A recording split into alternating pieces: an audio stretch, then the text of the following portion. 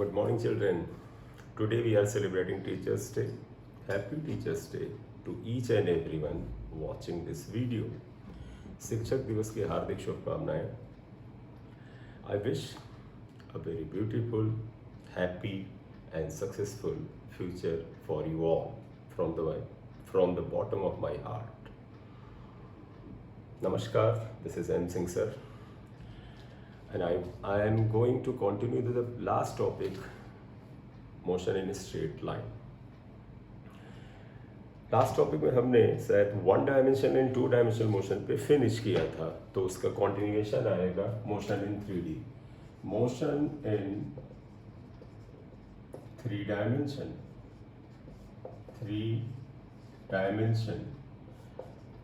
अगर 1D 2D में आपने ध्यान दिया हो तो बड़ा क्लियर कट टॉपिक है. क्या अगर कोई पार्टिकल ऐसे चले कि उसके तीनों कोऑर्डिनेट बदले, जैसे एक्स एक्सिस पे भी वो चेंज कर सके, मतलब it to be free to change the position along X axis, चाहे तो वाई एक्सिस पे बदले, ऊंचाई में भी परिवर्तन हो. तो इसका बेस्ट एग्जांपल आपके आसपास क्या हो सकता है? Flying insect. आपके कमरे में कीड़ा उड़ रहा है, मच्छर उड़ रहा है, तो वो 3D में बेटा जाएगा. क्यों? आपके कमरे में इधर उधर ऊपर नीचे हर तरफ जाएगा. हम और आप नहीं जा सकते. हम और आप तो केवल फर्श पे चलेंगे, क्योंकि हमें 2D में ही चलने का फ्रीडम है. हाँ, सीढ़ियों से चढ़ रहे हो तो हम जरूर 3D में आ जाते हैं, लेकिन वो फ्रीडम नहीं है. हम उस पर डिपेंड करते हैं. सीढ़ियाँ ना हो तो हम हवा में अपने आप नहीं उड़ने लगेंगे. ठीक है. खैर, ये पार्ट डिग्री ऑफ फ्रीडम का होता है, इसको बाद में पढ़ेंगे. 3 डायमेंशनल मोशन में क्या होता है? अगर कोई पार्टिकल ऐसे चले कि उसके तीनों coordinate X axis, Y axis और जेड एक्सिस पे बदलें, तो उसे 3 डायमेंशनल मोशन कहते हैं. इसमें बेहतर है कि आप एग्जाम्पल में, जैसे फ्लाइंग इंसेक्ट हुआ, काइट हुआ, पतंग उड़ रही है, एक पीस ऑफ पेपर हवा में आप ऐसे फेंकें, वो उड़ रहा है इधर उधर, तो कहीं भी 3D में भी जाएगा. आम लाइफ में अगर अपने से रिलेट करना चाहें तो हम कह सकते हैं, जब हम कार को सीधी लाइन में चलाते थे तो it was a 1 dimensional motion, क्योंकि सिर्फ एक्स या जो भी आप कोऑर्डिनेट सीधी लाइन को मान लो वो बदलता था. लेकिन कार हम अपने ऑर्डिनरी तरीके से चलाते हैं, ज़रूरत के हिसाब से बाएं दाएं मोड़ते हैं, तो हम 2D में होते हैं. लेकिन अगर हम कार चलाते हुए किसी फ्लाईओवर पे चढ़ रहे होते हैं तो उस ऊंचाई में भी परिवर्तन होता है. नेचुरली ये 3 डायमेंशन में आएगा. तो if a particle moves such that all 3 coordinates मतलब क्या हुआ? x, y and z axis vary, then it is called 3-dimensional motion. Motion example लेना चाहे तो मैंने बताया कि flying insect, kite, car, moving on, flyover, car means any vehicle etcetera. ये सारी बातें आ जाती हैं यहाँ पर. ठीक है. ये बातें आई कि 3D मोशन क्या है. अब अगर हमें आगे तेजी से बढ़ना हो, क्योंकि अब मुझे इस चैप्टर में बेटा distance, displacement, velocity, average velocity, acceleration etcetera के बारे में बात करनी है. तो अगला पॉइंट, ये आप होपफुली आपने नोट कर लिया होगा, तो अगला हम पॉइंट लेने जा रहे हैं डिस्टेंस एंड डिस्प्लेसमेंट क्या है. वो बड़ा इंपॉर्टेंट है अंडरस्टैंडिंग के लिए. नीट में ठीक ठाक क्वेश्चन दिए हैं, एक बार ना करें तो थोड़ा सा आपको तकलीफ भी देते हैं. Distance and displacement. Distance and displacement क्या है, इसकी बात करें तो सबसे पहले सबसे छोटा पॉइंट अगर मैं लिखूं, जैसे मैंने फर्स्ट पॉइंट अगर लिखा, डिस्टेंस तो पता है क्या, स्केलर है. Distance is scalar. स्केलर का मतलब बेटा क्या होता है? जिसमें डायरेक्शन डिफाइंड ना हो. Scalar quantity. While displacement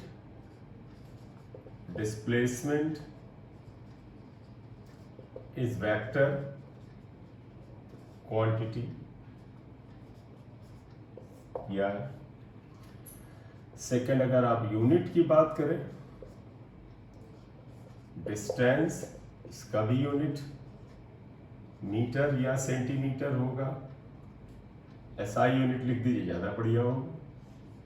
displacement जो होगा उसका भी यही होगा, क्योंकि दोनों के मीटर सेंटीमीटर में नापते हैं, मीटर।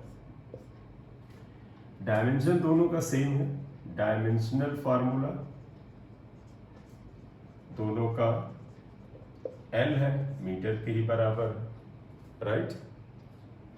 तो ये बातें आई कि डिस्टेंस और डिस्प्लेसमेंट में क्या रिलेशन है।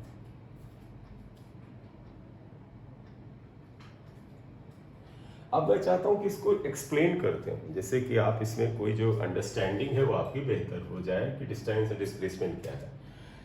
चलिए मान लीजिए आप यहां से स्टार्ट लेते हैं, आपका घर है, ये इनिशियल पॉइंट है, हम आपके घर को इनिशियल पॉइंट मानते हैं। यहाँ कहीं स्कूल है, मान लीजिए ये स्कूल है आपका, फाइनल पोजीशन आपकी है, आपको स्कूल पहुंचना है और ये आपका होम है। तो भैया ऐसा तो है नहीं कि आपके स्कूल और आपके घर के बीच में किसी तरह की सीधी रोड बनी हुई है, ऐसा नहीं है। आपको घर से निकलना होता है, दाएं बाएं चलना होता है। तो देखो बेटा, अगर आपके घर से स्कूल के बीच में सीधी लाइन से हम ज्वाइन करें, आप कहोगे सर वो तो है नहीं। इमेजिन कर लो, मेरा स्कूल यहाँ है, सॉरी मेरा घर यहाँ है, स्कूल कहीं दूर है, तो हम सड़कों पे तो इधर उधर होके कहीं सड़क से जाते हैं। लेकिन इमेजिन करो अगर हमारे घर से स्कूल के बीच में एक सीधी लाइन से सड़क जोड़ दिया जाता, तो इसे डिस्प्लेसमेंट कहते हैं। तो अगर आप कहो कि डिस्प्लेसमेंट कैसे मिलेगा, displacement is obtained by joining the initial and final position. और आप ध्यान दो, आप इनिशियल से फाइनल की तरफ ज्वाइन करें तो इसका एरो है, और एरो इसको वेक्टर क्वांटिटी डिफाइन करता है। क्यों? क्योंकि इसमें एक डिफाइंड डायरेक्शन है, इसलिए ये वेक्टर क्वांटिटी है। लेकिन आप ये भी जानते हैं कि आपके घर के स्कूल के बीच में सीधी सड़क नहीं बनी हुई है। वो एक मैटर ऑफ चांस है कि आपका स्कूल और जो आपका घर है एक ही रोड पे हो, वो स्पेसिफिक केस हुआ ये। अब देखिए असल में आप स्कूल कैसे जाते हैं, ये घर से चले, सड़क पे यूं मुड़े, फिर हो सकता है सड़क गई हो, फिर यूं गई हो, फिर ये गई हो, फिर ये आया हो ये, और आप यहाँ पर चले गए। तो जब आप स्कूल पहुंचते हैं तो आपने पाया कि आपकी जो स्कूटी है, आपकी जो एक्टिवा है, आपकी मोटरसाइकिल है, उसकी रीडिंग कुछ किलोमीटर बढ़ गई। मान लीजिए आप घर से स्कूल तक गए, उसकी रीडिंग 5 किलोमीटर 6 किलोमीटर कुछ बढ़ गई। तो 5 या 6 किलोमीटर जो हुआ वो असली दूरी तय की गई आपके द्वारा, यानी actual path covered by the person. इसे हम डिस्टेंस कहते हैं। असल में देखो आपके घर के और स्कूल के बीच की जो सबसे छोटी दूरी है, that is this and it is called displacement. इसलिए डिस्प्लेसमेंट की एक डेफिनेशन ये भी होती है मिनिमम डिस्टेंस, क्योंकि ये सबसे छोटी दूरी होती है इनिशियल और फाइनल पोजीशंस के बीच की।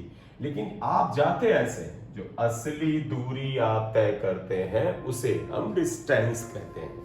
तो अगला पॉइंट हुआ दोनों के बीच में, डिस्टेंस इज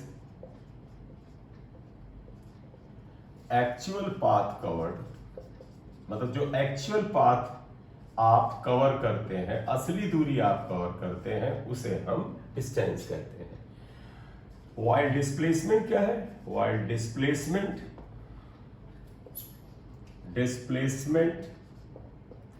इज ऑब्टेन्ड, मैं पूरा मैकेनिज्म लिख रहा हूं, by joining initial and final position. Initial and final positions आप इनको ज्वाइन करते हैं तब ये आ जाता है, राइट। इसीलिए vector displacement is minimum distance. तो आप कह सकते हैं कि सर ये सबसे कम दूरी होती है, ये है। एक बात और देखें, डिस्टेंस बदलता है। मतलब आप मान लीजिए यहां से स्कूल जाते थे, अब आपको लगा यहां मेरा एक दोस्त रहता है, मुझे इसे पिक करना है, तो आप ऐसे जाएंगे, दोस्त को पिक करेंगे, फिर वापस आएंगे और फिर ये इसी रास्ते पे चले जाएंगे। तो देखो आपने जो पिछली बार अगर 5 किलोमीटर की दूरी स्कूल तक तय की थी, अब वो जो अपने दोस्त के घर गए कुछ 500 मीटर 1 किलोमीटर वो जुड़ जाएगा। तो देखो डिस्टेंस यानी जो असली दूरी आपने तय की वो चेंज हो जाती है। यही नहीं, आप इधर से भी जा सकते हैं। आप कहो सर हम इधर से स्कूल जा सकते हैं क्योंकि एक इधर भी रोड है, थोड़ा सा कम या ज्यादा पड़ता है, ये जाते हैं, तो इसे आप क्या कहोगे? कहोगे ये नया डिस्टेंस है। तो यानी दो पॉइंट के बीच में डिस्प्लेसमेंट की सिर्फ एक ही वैल्यू है बेटा, इनिशियल से फाइनल को ज्वाइन करो, इसके अलावा कोई और इसका ऑप्शन नहीं है। लेकिन डिस्टेंस के हजारों ऑप्शन है। कहीं भी आप इधर से जाते हैं, आप इधर से, ये पहला रास्ता, ये जब इधर से गए तो दूसरा रास्ता था वापस आने का, तीसरा रास्ता, आप यहां से निकले, यहां पर शॉप से कोई चीज खरीदें, वापस आए, इधर जाए, चौथा रास्ता। हजारों पॉसिबिलिटी हैं, इन्फिनिटी पॉसिबिलिटी है।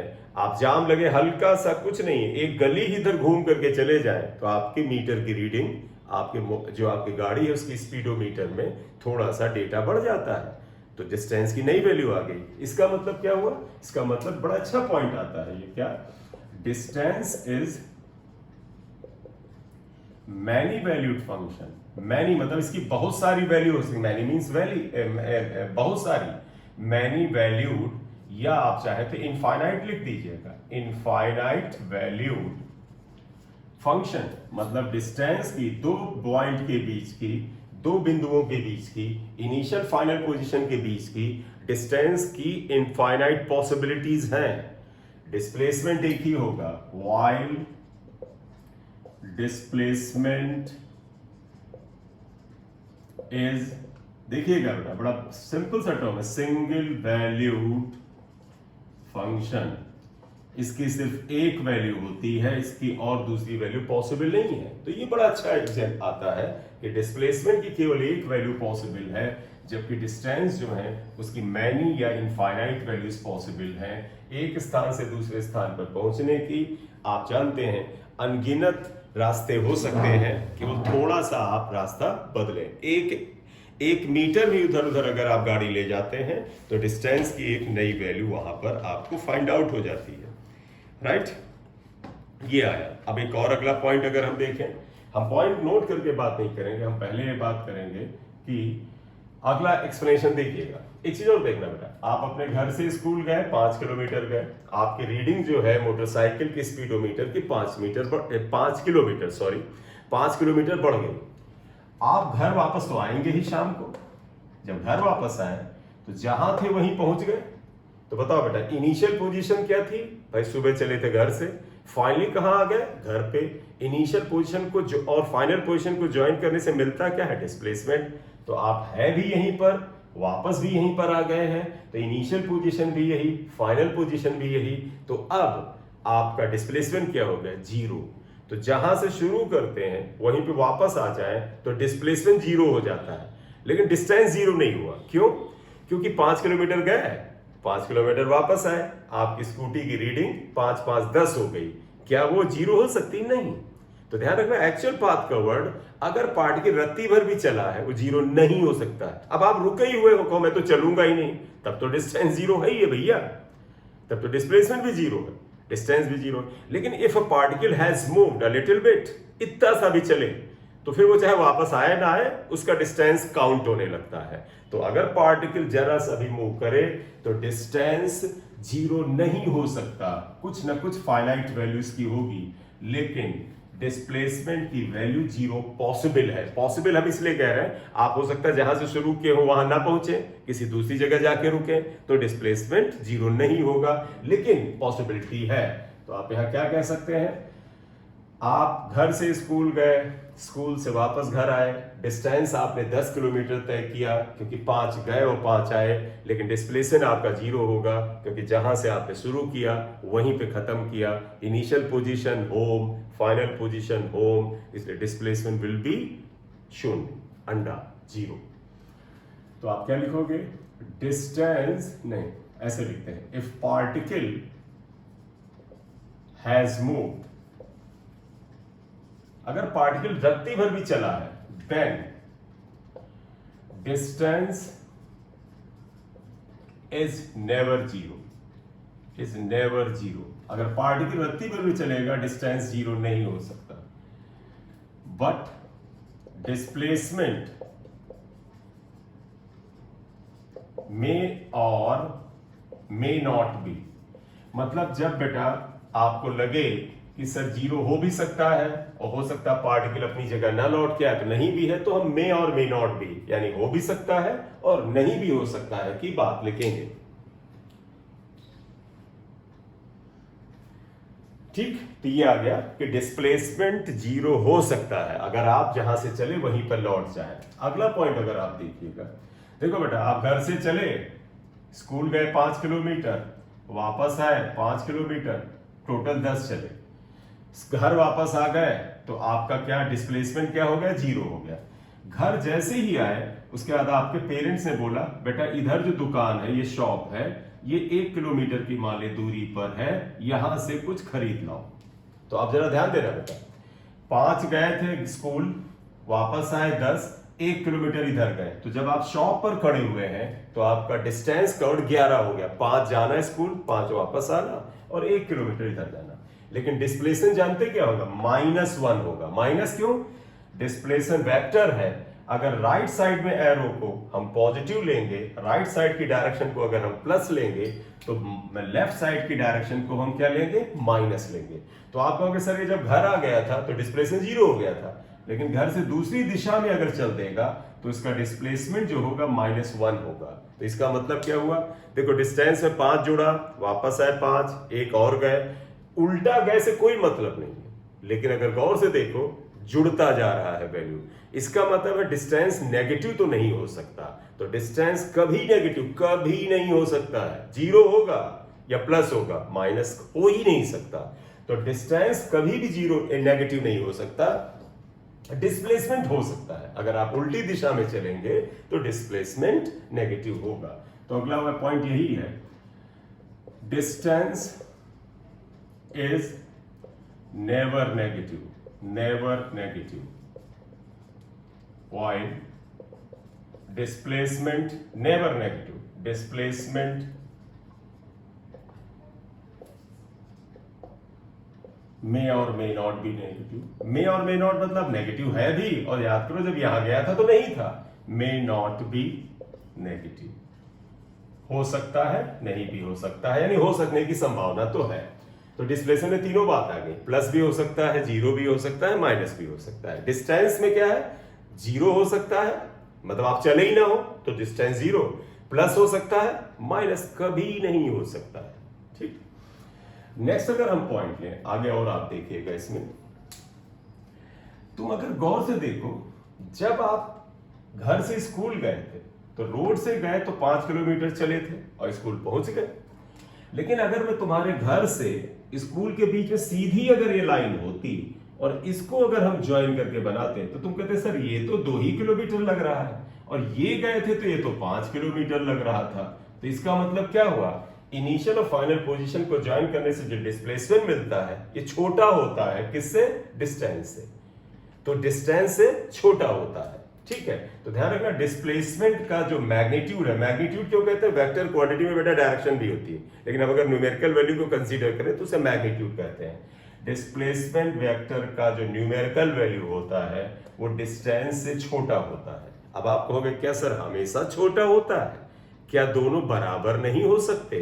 तो तुम्हें बताएं, डिस्प्लेसमेंट हमेशा डिस्टेंस से छोटा होगा या एक केस में बराबर हो सकता है, और डिस्प्लेसमेंट डिस्टेंस से बड़ा तो कभी नहीं हो सकता है। तो यहां पर हम बात करें कि डिस्प्लेसमेंट और डिस्टेंस में कौन क्या बड़ा है, तो आप ध्यान रखना, हम पहले वो केस डालेंगे जिसमें डिस्प्लेसमेंट और डिस्टेंस बराबर होगा, क्योंकि बड़ा तो दिख रहा है भाई सर ये 5 है ये 2 है, बराबर की बात करें। तुम अज्यूम करो तुम्हारा घर जिस रोड पे है उसी रोड पे तुम्हारा स्कूल है। तुम अपने घर से निकले और जैसे ही गेट पर आए और गेट से आप सीधी लाइन में स्कूल गए विदाउट रिटर्निंग, वापस नहीं लौटना है। क्योंकि आप ध्यान दो, आप मान लो यहां से ये जा रहे थे स्कूल, ये यहां पहुंच जाते स्कूल, तो आप कहते सर हमने 2 किलोमीटर की दूरी भी तय की जिसे हम डिस्टेंस कहते हैं, और कहोगे सर 2 किलोमीटर ही डिस्प्लेसमेंट हुआ क्योंकि सीधी लाइन में चल रहा है।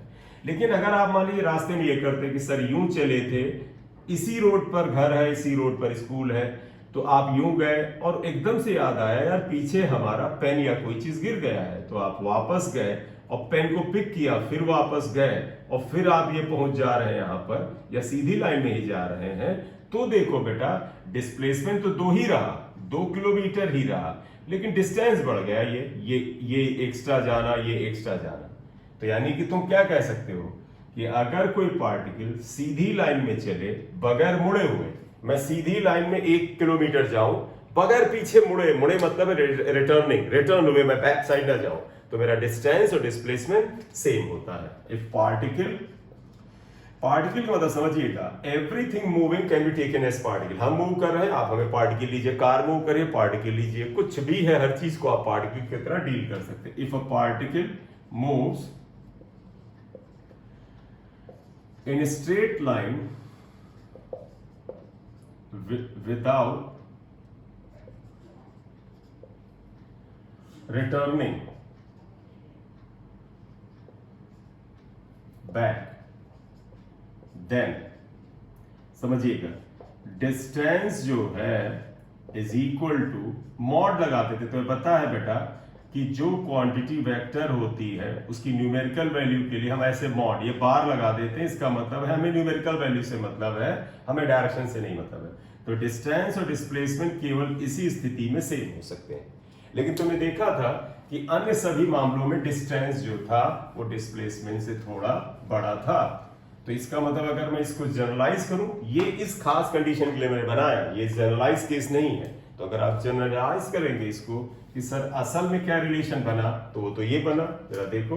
तो देयरफॉर आप क्या कह सकते हैं, डिस्टेंस बड़ा है डिस्प्लेसमेंट से हर मामले में बड़ा है, और एक मामले में बराबर है, ये वाला बराबर है मॉड ऑफ डिस्प्लेसमेंट। तो ये रिलेशन बना, distance is either greater than और equal to the mod of displacement, mod मतलब मैग्नीट्यूड। देयरफॉर अगर आप इसको इधर ले आए तो डिस्टेंस अपॉन डिस्प्लेसमेंट का आप ले लें ग्रेटर देन इक्वल टू 1 आया। तो आप ध्यान रखना, इस तरह से कोई क्वेश्चन आए तो आप उसे लिखिए, करिए। तो डिस्टेंस 0 हो सकता है, डिस्टेंस प्लस हो सकता है, माइनस नहीं हो सकता है, डिस्प्लेसमेंट प्लस भी हो सकता है, डिस्प्लेसमेंट माइनस भी हो सकता है, डिस्प्लेसमेंट 0 भी हो सकता है। दोनों की यूनिट सेम है, दोनों का डायमेंशन सेम है, लेकिन डिस्प्लेसमेंट वेक्टर है, डिस्टेंस स्केलर है, डिस्प्लेसमेंट सिंगल वैल्यूड फंक्शन है और डिस्टेंस मैनी वैल्यूड फंक्शन है। ये कुछ बातें हैं जो यहाँ पर निकल के आती हैं। अब एक बात आएगी कि सर इसमें से अगर कुछ हम एक छोटा मोटा सवाल करें तो उसमें यहाँ पर क्या बात आएगी। तो मैं एक क्वेश्चन ले रहा हूँ छोटा सा, देखिएगा। क्वेश्चन 1 अगर हम बात करें, ये आप बताइएगा, क्वेश्चन ही फ्रेम कर रहा हूं। देखो पार्टिकल यहां से जाता है, यहां ए से गया बी, मान लो ये लेंथ एल कवर करता है, फिर बी से जाता है सी और ये लेंथ एल कवर करता है। तो हमसे पूछा गया कि आप डिस्प्लेसमेंट और डिस्टेंस बताओ। पार्टिकल मूव्स, क्वेश्चन ये है, particle moves from A to C via या from A to B to C, then find out distance and displacement. ये कहते हैं भैया डिस्टेंस और डिस्प्लेसमेंट थोड़ा सा बता दो यहां पर। तो डिस्टेंस और डिस्प्लेसमेंट बताने के लिए क्या करोगे भैया, देखिएगा सिंपल सी बात है। अगर मैं इसके सोल्यूशन पे आऊं, इसी को सॉल्व कर रहा हूं, जरा काइंडली लिसन हियर। देखो डिस्टेंस क्या होता है, डिस्टेंस होता है एक्चुअल पाथ कवर। पार्टिकल ये गया ए से बी, फिर बी से सी, तो देखो distance is actual path covered, actual path covered जो आप जानते हो उसे लगाए। अब वो क्या आएगा, A B plus B C, उसने ये दूरी तय की, L plus L equal to 2l आया, तो ये डिस्टेंस हो गया। अब आप कहोगे सर डिस्प्लेसमेंट क्या हुआ। देखो डिस्प्लेसमेंट इज व्हाट, आप मैं डेफिनेशन पे आ जाऊं, it is obtained by joining the initial and final position. देखो बेटा इनिशियल पोजीशन ये है, फाइनल ये है, आप इसको सीधी लाइन में ज्वाइन कर दीजिए। ये डिस्प्लेसमेंट हो गया, डिस्प्लेसमेंट। तो आप बताइएगा डिस्प्लेसमेंट क्या होगा, that is equal to AC। अब पाइथागोरस थ्योरम आप जानते हैं, ये L है, ये L है, तो तुम्हें पता है ये वैल्यू क्या हो जाएगी, √L² प्लस L²। तो that is equal to L² plus L² equal to √2L² equal to L√2 आएगा। This is displacement. कौन बड़ा दिख रहा है, देखो ये बड़ा है, देखो ये L है, ये L है, इक्वालिटी है, ये 2 है और रूट 2 1.414 होता है, ऑब्वियसली बात छोटा है और डिस्प्लेसमेंट को छोटा आना ही पड़ेगा एक केस के अलावा, राइट। तो ये हुआ सोल्यूशन, आप इसे नोट कर सकते हैं। एक और क्वेश्चन लेंगे।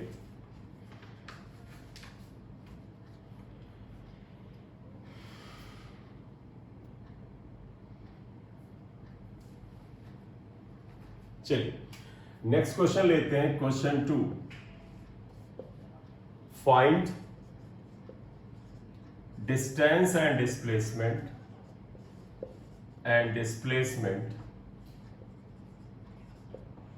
if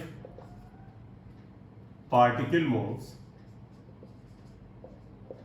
moves on a semicircular path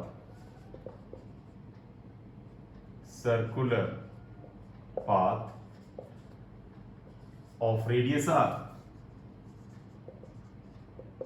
ये पूछा है क्वेश्चन, इसका डायग्राम आप खुद बनाएंगे, ये नहीं। देखिए इन्होंने क्या बोला है, find distance and displacement if particle moves on a semi circular path of radius r। Semi circle ये होता है, ये आया देखो आधा सर्किल, सर्किल को हिंदी में क्या कहते हैं, वृत्त। जो हिंदी मीडियम के लोग हैं, वृत्त। हिंदी मीडियम इंग्लिश मीडियम में बस इतना ही फर्क है, टर्मिनोलॉजी, टर्म्स। इस सर्किल को वृत्त बोल दिया और तो सब वैसे ही चलता भैया। तो मीडियम कभी भी बैरियर नहीं है, आपकी अंदर की जो जिज्ञासा है और जो जील है किसी चीज को पाने की इच्छा कि हमें यार करना ही है ये कंपटीशन, हमें ये करना ही है, हमें जो 11th में अच्छे मार्क्स लाने हैं, 12वें में अच्छे मार्क्स लाने हैं, हमें जो बायोसाइड के हैं नीट में बढ़िया करना है, टॉप करना है, जेई में अच्छा निकालना है, तो मीडियम कभी बैरियर नहीं है। मीडियम यहाँ का प्रॉब्लम है, आपको लगता है, क्योंकि कुछ लोगों का ये मानना है, हम इंडियंस हैं, एक बड़ी समस्या है इंडिया में एक, ये क्या, ये मैंने रियलाइज भी किया है कि एक धारणा रही है कि जो इंग्लिश मीडियम है वो शायद ज्यादा इंटेलिजेंट होता है। मतलब सेम कैलिबर के एक हिंदी मीडियम का बच्चा, एक इंग्लिश मीडियम का बच्चा, एक परसेप्शन बना दिया सोसाइटी में, इफ अगर वो इंग्लिश मीडियम का है तो अपनी इंग्लिश स्पोकन में एक्सप्रेस करने में थोड़ा सा कॉन्फिडेंस दिखाता है। क्यों? क्योंकि कुछ सोसाइटी ऐसी है, तो ऐसा मानते जैसे वो ज्यादा इंटेलिजेंट है। नहीं, इंटेलिजेंस का मीडियम से कोई मतलब नहीं है। जर्मनी में जाइए, सब जर्मन में पढ़ रहे हैं और शायद सुपर इंटेलिजेंट लोग हैं। ठीक, खैर वापस आइए। Particle moves on a semi circular path, ये पाथ है देखो, ए से चला, सी के थ्रू होके बी तक गया। इन्होंने रेडियस बता दिया है कि भैया इसका रेडियस जो है वो आर के बराबर। अब इन्होंने क्या बोला, डिस्टेंस। डिस्टेंस एक्चुअल पाथ होता है बेटा, ये एक्चुअल वाला पाथ, ये वाला। तो देखो अगर हम इसमें सोल्यूशन में ही आ रहा है तो देखिएगा डिस्टेंस क्या होता है, distance is actual path. Actual path जानते हैं क्या है बेटा, ए सी बी है, ए सी बी यानी ये पूरा जाना। और देखो ए सी बी क्या है, ये हाफ ऑफ द सर्कमफरेंस है। एक साइड वर्क करते हैं तो पता है एक सर्किल अगर है ये, इसका रेडियस आर के बराबर है। आप इस पॉइंट ए से चलना शुरू करें, मान लीजिए एंटी क्लॉकवाइज डायरेक्शन चलते हैं और चक्कर काट के यहीं पे आ जाते हैं, तो ये जो दूरी तय करते हैं इसको हम बोलते हैं सरकमफरेंस। अंग्रेजी में सरकमफरेंस, हिंदी में परिधि। परिधि, तो ये परिधि कितनी होती है, तो पता है ये सरकमफरेंस जो होता है ये 2 पाई आर होता है। ये पूरा एक चक्कर में तय की गई दूरी को हम सरकमफरेंस या परिधि कहते हैं, 2 पाई आर है। तो बताओ बेटा, अगर पूरे में 2 पाई आर तो आधे में पाई आर, ये आधा ही तो है, तो यानी ए सी बी इक्वल टू क्या हो जाएगा, पाई आर। तो ये तो डिस्टेंस आ गया। अब आया डिस्प्लेसमेंट, सभी जानते हो सर, इनिशियल पॉइंट पकड़िए, ये ले लिया, फाइनल पॉइंट ये है, आप ये ज्वाइन कर दो। जब ज्वाइन करोगे तो ये क्या आएगा, ये डिस्प्लेसमेंट आ जाएगा। तो डिस्प्लेसमेंट तो तुम्हें साफ साफ दिख रहा क्या है, तो मैं यहां पर लिख देता हूं, बताइएगा डिस्प्लेसमेंट क्या हुआ। डिस्प्लेसमेंट होता है, मन में साउंड कराना बड़ा जरूरी है बेटा, क्या, obtain by joining the initial and final positions. Initial A को फाइनल बी से डायरेक्ट एक लाइन से ज्वाइन करो तो क्या आ रहा आप देख लो, यहां पर मैं सिर्फ ब्रोकन लाइन बना दूं तो that is equal to A B and A B equal to 2r है ये। फिर देखो बेटा ये बड़ा है, क्यों, पाई की वैल्यू 3.14 है और ये 2 है, obviously but distance is greater, और वो most of the cases greater ही होगा एक केस को छोड़कर। ठीक है, तो ये डिस्टेंस और डिस्प्लेसमेंट आएगा। और एक इससे और बेहतर क्वेश्चन लेते हैं जिसमें थोड़ा सा तुम्हें अपने दिमाग का और ज्यादा इस्तेमाल करना पड़ेगा। तो अगला क्वेश्चन लेंगे एक यहां पर।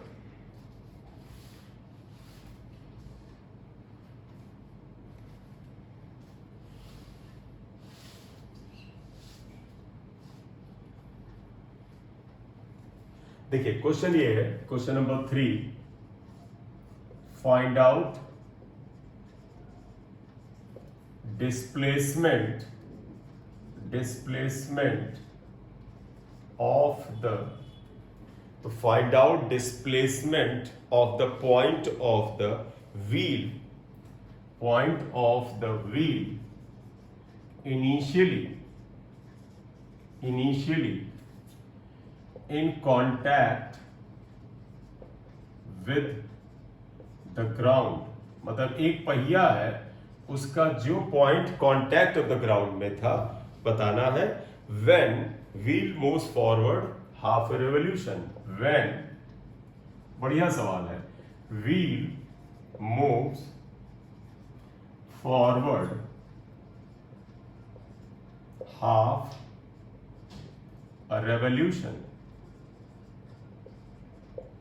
रेडियस ऑफ व्हील का रेडियस r ले लिया है इन्होंने बताया कि व्हील का जो रेडियस है दैट इज r।